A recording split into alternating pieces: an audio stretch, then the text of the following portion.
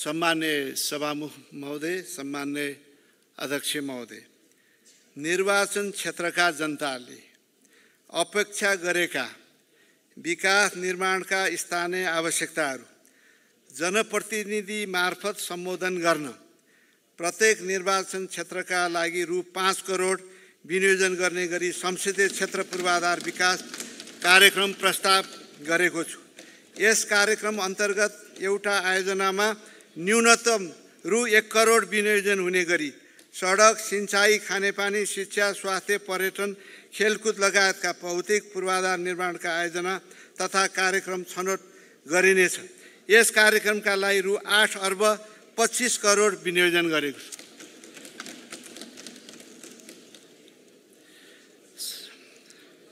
सम्मान्य सभामुख महोदय, सम्मान्य अध्यक्ष महोदय, अब म माथिका क्षेत्रगत नीति तथा कार्यक्रमहरू कार्यान्वयनका लागि बजेट विनियोजन र स्रोत व्यवस्थापनको अनुमान प्रस्तुत गर्ने अनुमति चाहन्छु। आगामी आर्थिक वर्षका लागि कुल खर्च 17 खर्ब 51 अर्ब 31 करोड विनियोजन गरेको छु। कुल विनियोजन मध्ये चालुतर्फ रु 11 खर्ब 41 अर्ब 78 करोड अर्थात् 65.20%, पुँजीगत तर्फ 3 खर्ब 2 अर्ब 7 करोड अर्थात् 17.25% र वित्तीय व्यवस्थापन तर्फ रु 3 खर्ब 7 अर्ब 45 करोड अर्थात् 17.55% रहेको छ। यो खर्च अनुमान चालु आर्थिक वर्षको विनियोजन तुलनामा 2.37% कम र संशोधित अनुमानको तुलनामा 16.37% बढी हो। कुल विनियोजनमा प्रदेश र स्थानीय तहमा वित्तीय हस्तान्तरणतर्फहरू 4 खर्ब 8 करोड विनियोजन रहेको छ। आगामी आर्थिक वर्षका लागि अनुमान गरेको खर्च बेहोर्ने स्रोतमध्ये राजस्वबाट 12 खर्ब 48 अर्ब 62 करोड, वैदेशिक अनुदानबाट 49 अर्ब 54 करोड बेहोर्दा रु 4 खर्ब 52 अर्ब 75 करोड न्यून हुनेछ। सो न्यून पूर्ति गर्न वैदेशिक ऋणबाट 2 खर्ब 12 अर्ब 65 करोड जुटाइनेछ। राजस्व परिचालन सहायता परिचालन गर्दा नपुग्ने खुद 2 खर्ब 40 अर्ब आन्तरिक ऋणबाट बेहोरिनेछ। सम्मान्य सभामुख महोदय, सम्मान्य अध्यक्ष महोदय, अब म आर्थिक वर्ष 2080-81 को राजस्व परिचालनको नीति तथा कार्यक्रम प्रस्तुत गर्ने अनुमति चाहन्छु। सम्मान्य सभामुख महोदय, सम्मान्य अध्यक्ष महोदय, अब म आर्थिक वर्ष 2080-81 को राजस्व नीति तथा कार्यक्रम प्रस्तुत गर्ने अनुमति चाहन्छु। कर प्रणालीलाई आर्थिक र सामाजिक न्यायका लागि उपयोग गर्ने नीति लिइनेछ। शिक्षा, स्वास्थ्य लगायतका आधारभूत सेवा सुविधामा लगानी वृद्धि एवं नागरिकको पहुँच विस्तार गरी जीवन स्तरमा सुधार ल्याउन, मुलुकको पूर्वाधार विकासका लागि आवश्यक स्रोत जुटाउन र नागरिक हित एवं सामाजिक आर्थिक न्याय प्रत्याभूत गर्न राजस्व परिचालनलाई दिगो, भरपर्दो, व्यवस्थित र अनुमान योग्य बनाउन राजस्व नीतिको मुख्य उद्देश्य हुनेछ। उपयुक्त उद्देश्य हासिल गर्न देय बमोजिमको राजस्व नीति अवलम्बन गरिनेछ। क पैठारीमा आधारित राजस्व संरचनाको रूपान्तरण गरी प्रत्यक्ष कर र आन्तरिक उत्पादनमा आधारित बनाउँदै लाने। राजस्व नीतिको माध्यमबाट उद्यमशीलता अभिवृद्धि गर्ने, आन्तरिक तथा बाह्य लगानी आकर्षित गर्ने तथा स्वदेशी उद्योगको संरक्षण एवं प्रवर्धन गर्ने। ग कर नीतिको सैद्धान्तिक स्थायित्व सुनिश्चित गरी मुलुकको औद्योगिक एवं व्यावसायिक वातावरण सुधार गर्दै जाने। घ कराधारको संरक्षण गर्नुको साथै नीतिगत छिद्रको दुरुपयोग र सबै किसिमका अनौपचारिक एवं अवैध आर्थिक कारोबारलाई निरुत्साहित गर्दै सबै करयोग्य क्रियाकलापलाई करको दायरामा ल्याई कराधार विस्तार गर्ने।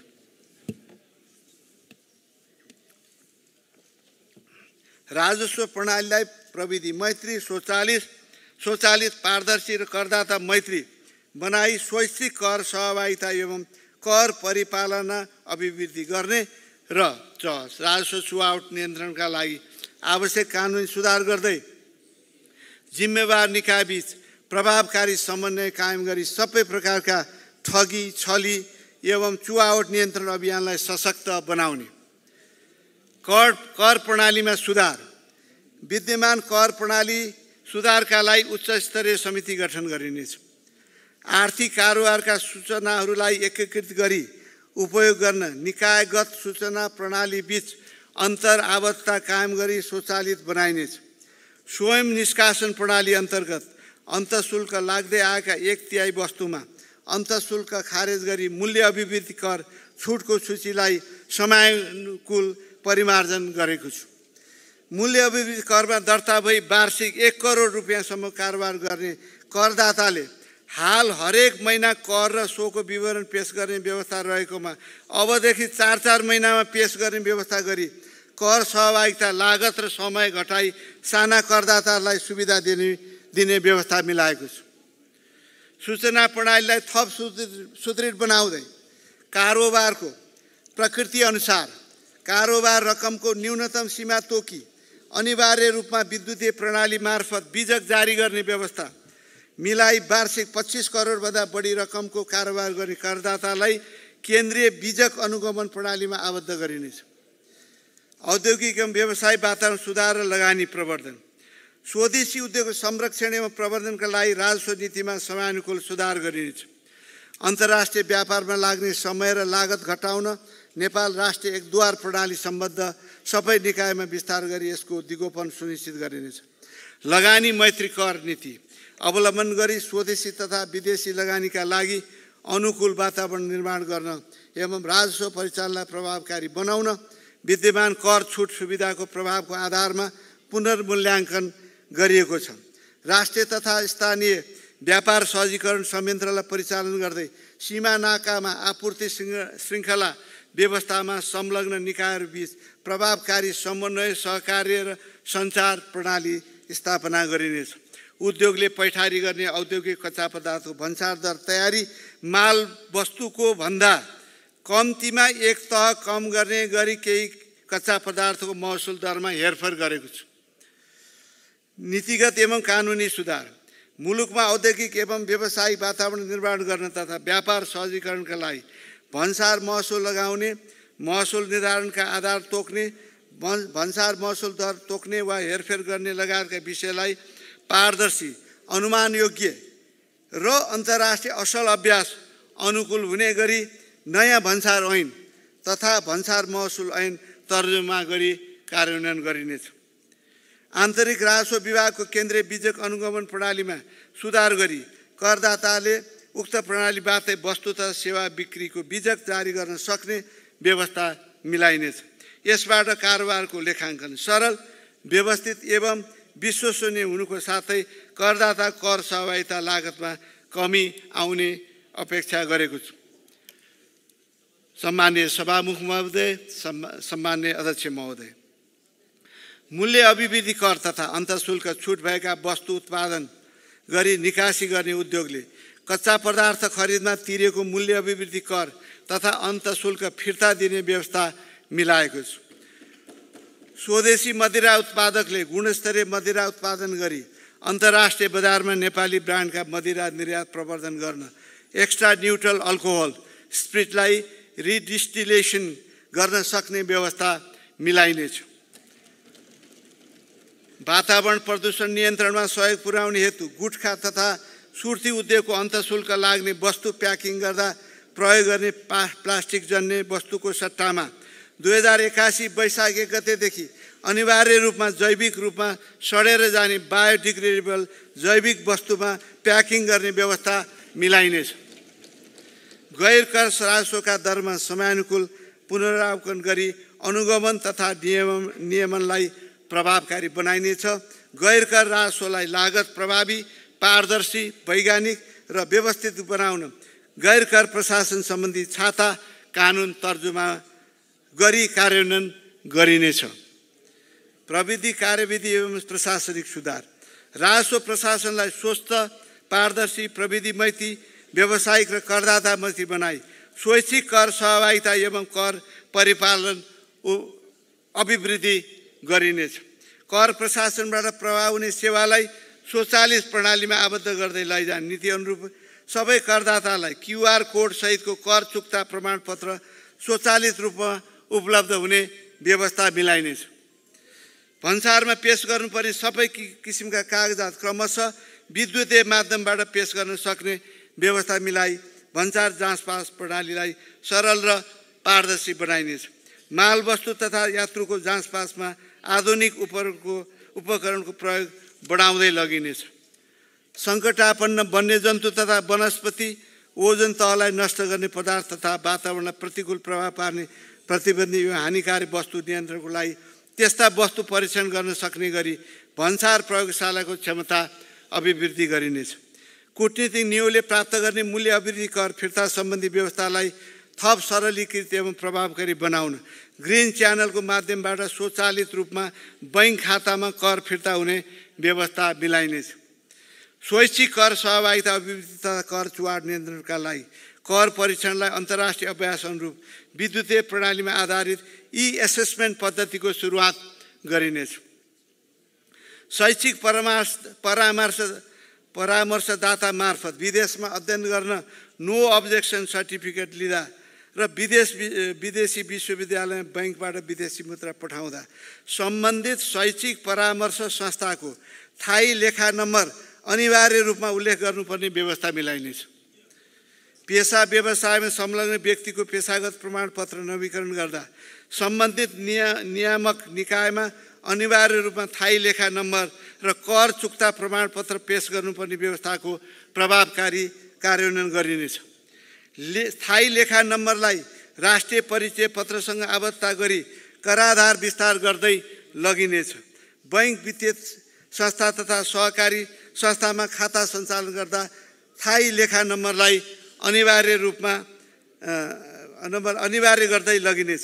सङ्घ प्रदेश र स्थानीय तहका सबै सरकारी निकायले स्थायी लेखा नम्बर लिई विद्युतीय माध्यमबाट अग्रिम कर कट्टीको विवरण दिनुपर्ने व्यवस्थालाई अनिवार्य गरी सोको प्रभावकारिता कार्यान्वयन गरिनेछ। सरकारी भुक्तानी गर्दाकै बखत कर कट्टी भई दाखिल हुने स्वचालित प्रणालीको विकास गरी कार्यान्वयनमा ल्याइनेछ।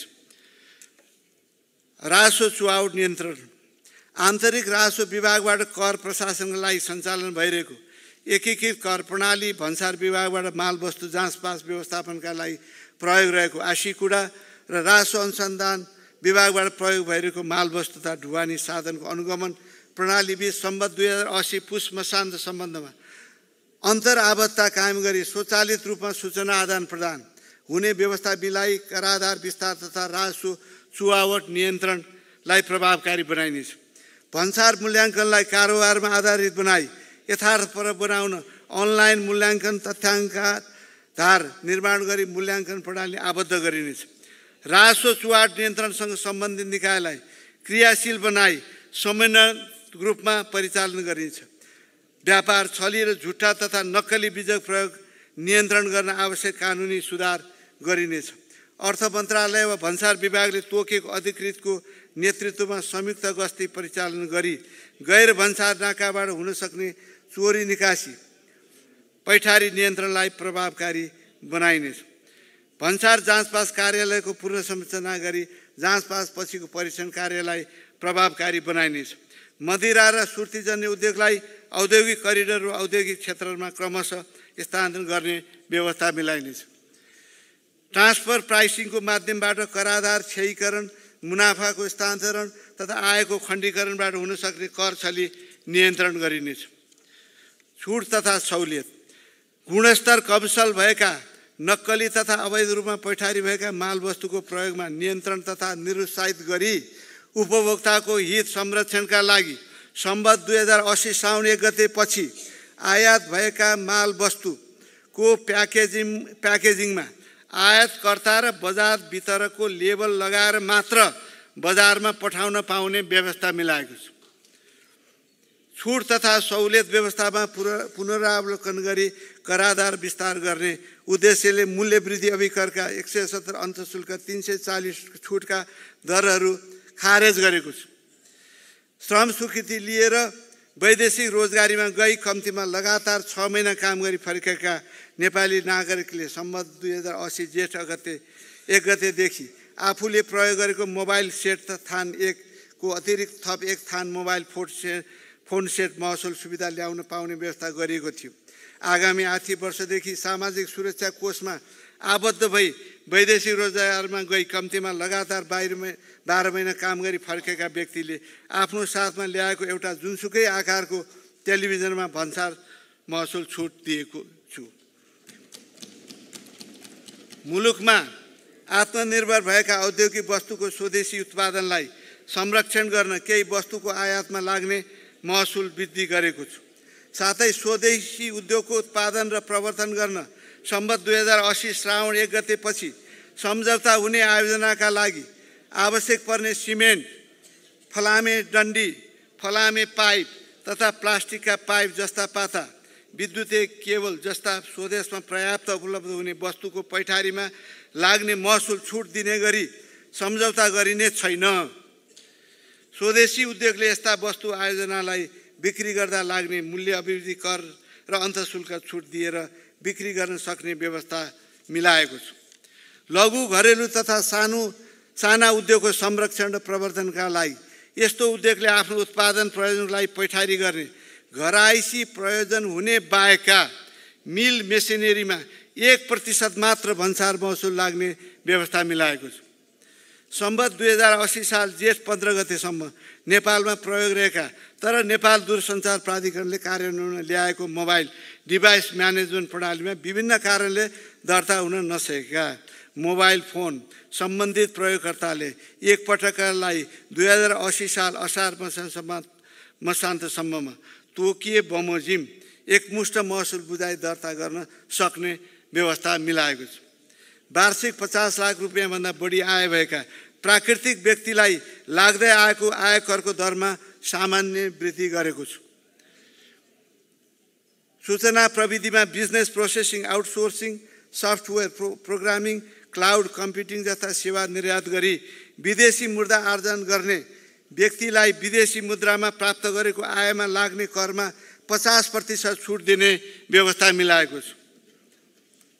नेपालमा विद्युतीय सेवा बिक्री गर्ने गैर बासिन्दा व्यक्तिलाई करको दायरामा ल्याउन सम्बत 2080 साल ज्येष्ठ मसान्तसम्मको मूल्य अभिवृद्धि कर सम्बत 2080 असाढ 25 गतेसम्म दाखिला गरेमा सोमा लाग्ने शुल्क, ब्याज र थप दस्तुर बिना हुने व्यवस्था मिलाएको छु। माथि उल्लेखित मुलुकको कर प्रणालीमा गरिएका महत्त्वपूर्ण नीतिगत, कानुनी, प्राविधिक र प्रशासनिक सुधारहरू, औद्योगिक तथा व्यावसायिक गतिविधि अभिवृद्धि गर्न लिएका पहलहरू, राजस्व छुवाउटका लागि चालेका कदमहरू र आर्थिक विस्तार गर्दै समन्यायिक समाज निर्माण गर्न दिएका सहुलियतहरूले करको दायरा विस्तार गर्ने तथा विपन्न एवं साना व्यवसायहरू लगायत समग्र आर्थिक क्षेत्रमा संलग्न सबैको मनोबल उकास्ने विश्वास गरेको छु।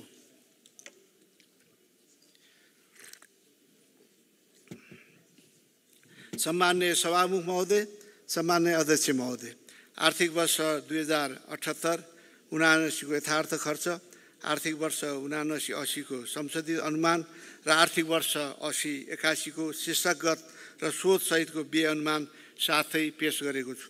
अनुमानित आय व्ययको विवरण अनुसूचीमा उल्लेख गरेको छु। अन्तर्राष्ट्रिय विकास साझेदारबाट प्राप्त हुने प्राविधिक सहायता तथा अन्तर्राष्ट्रिय गैर सरकारी संस्थाबाट परिचालन हुने सहायता सम्बन्धी विवरण समेत साथै प्रस्तुत गरेको छु। आगामी आर्थिक वर्षको बजेट कार्यान्वयनबाट लगानी विस्तार भई रोजगारीका अवसर बढ्ने तथा अर्थतन्त्रमा गतिशीलता आइदिगो फराकिलो एवं समावेशी आर्थिक वृद्धि हासिल गर्न सघाउ पुग्ने आशा गरेको छु। सार्वजनिक वित्त सम्बन्धी सुधार प्रस्तावबाट वित्त अनुसन्धान कायम हुने र पुँजीगत खर्चको प्रभावकारिता वृद्धि भई दीर्घकालीन पुँजी निर्माण गर्न सघाउ पुग्ने विश्वास लिएको छु। साथै बजेटमा प्रस्तावित राजस्व नीतिको कार्यान्वयनबाट राजस्व प्रणालीमा सुधार हुने, राजस्व प्रसाद दक्षता वृद्धि हुने र चुहावट नियन्त्रण भई लक्ष्य राजस्व परिचालन अपेक्षा गरेको छु। प्रस्तुत बजेटमा उल्लेखित नीति र कार्यक्रम कार्यान्वयनबाट आगामी आर्थिक वर्षमा 6% को आर्थिक वृद्धि हासिल हुने अपेक्षा राखेको छु। मुद्रास्फीति 6.5% सीमित हुने अनुमान रहेको छ। यस बजेटले लिएको उद्देश्य प्राप्त गर्न सघाउ पुग्ने गरी नेपाल राष्ट्र बैङ्कले मौद्रिक नीति तय गर्नेछ। बजेट तर्जुमाको क्रममा मैले सम्बन्धित संसद समक्ष पेश गरेको बजेटका सिद्धान्त र प्राथमिकतामा गहन छलफल गरी मार्गदर्शन गर्नुभएकोमा प्रतिनिधि सभा राष्ट्रपतिका मान्य सदस्यप्रति कृतज्ञता ज्ञापन गर्दछु। साथै बजेट निर्माणको क्रममा सुझाव प्रदान गर्ने संसदीय समिति, राजनीतिक दल, अर्थविद, समाजशास्त्री, विकासविद, विभिन्न क्षेत्रका विषयविज्ञ, राष्ट्र सेवक कर्मचारी, निजी क्षेत्र, सहकारी क्षेत्र, नागरिक समाज, सञ्चार जगत, गैर आवासी नेपालीहरू तथा आम नेपाली नागरिकप्रति हार्दिक आभार र धन्यवाद व्यक्त गर्दछु। देशको समग्र विकासमा योगदान पुर्याउने करदाता, निजी क्षेत्र र नेपाललाई निरन्तर रूपमा सहयोग पुर्याउने अन्तर्राष्ट्रिय विकास साझेदारहरूमा हार्दिक धन्यवाद व्यक्त गर्दछु। आर्थिक तथा सामाजिक विकास मार्फत समृद्धि हासिल गर्ने तथा सुशासन र सामाजिक न्याय प्रत्याभूत गर्दै सम्बन्धित नेपाल निर्माण गर्ने ध्येयका साथ प्रस्तुत गरेको यस बजेटको कार्यान्वयनमा सम्बद्ध सबै पक्षबाट रचनात्मक सहयोग प्राप्त हुने विश्वास लिएको छु। धन्यवाद। जय नेपाल।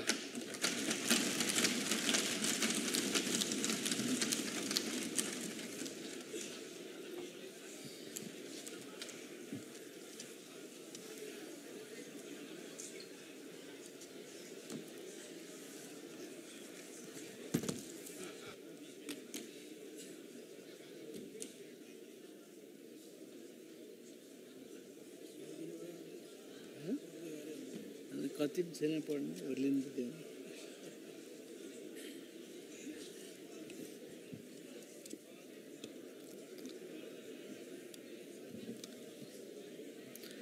माननीय सदस्यहरू, संघीय संसदको दुवै सदनको संयुक्त बैठक यही स्थगित हुन्छ।